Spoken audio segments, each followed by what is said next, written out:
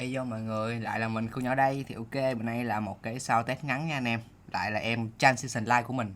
Thì điểm sơ qua em này thì mình đã thay một cái top alu đó, rồi đáy thì mình mod tạ chì, anh em thấy không, mấy cái màu đen đen nè đó, mình đã chia sẻ ở rất nhiều những cái video cũ của mình.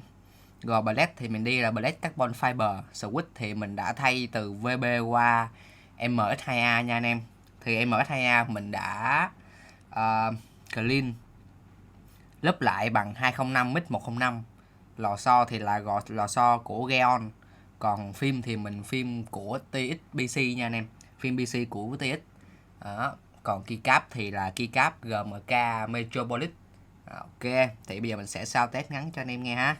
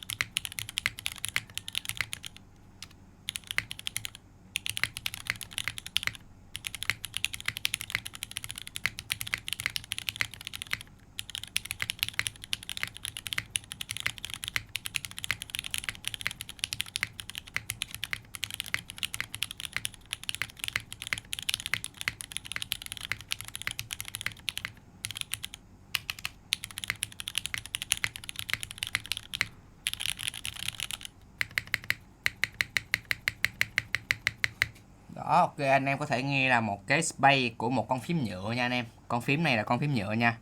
Còn cái top alu này thì mình mua riêng. Đấy. Thì anh em hỏi mình là mình đang đi cái gasket mount hay top mount, thì mình xin trả lời là mình đang đi gasket mount nha anh em.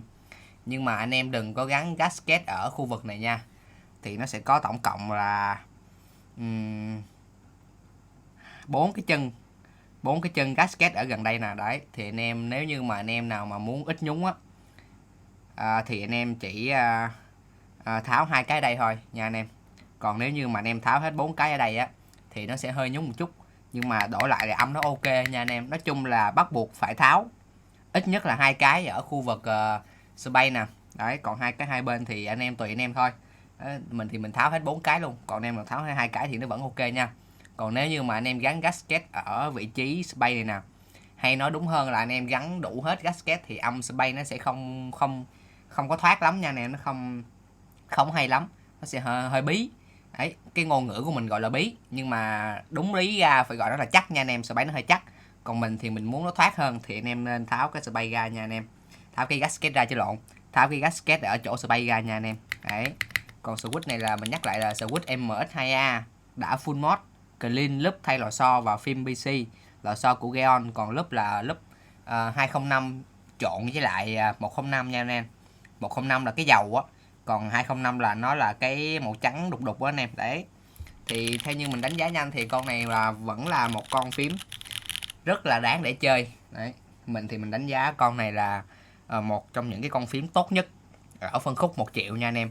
Bây giờ thì anh em mua cũ thì chỉ tầm 1 triệu 1, 1 triệu 2 hay là 1 triệu 3, 1 triệu 4 gì đó, tùy vào cái option mà anh em mua.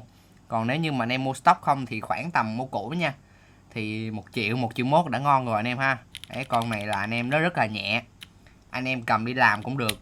Đấy, anh em mang lên văn phòng, anh em mang đi công tác hay gì thì nó vẫn ok. Nó không phải như là mấy con phím nhôm nó rất là nặng anh em ha. Nhưng mà cái chất âm của nó rất là ok nha anh em, mình rất là đánh giá cao chất âm của con này. Đấy, ok, thì anh em có thể là cân nhắc Transition Live ở phân khúc 1 triệu nha anh em. Bye bye anh em.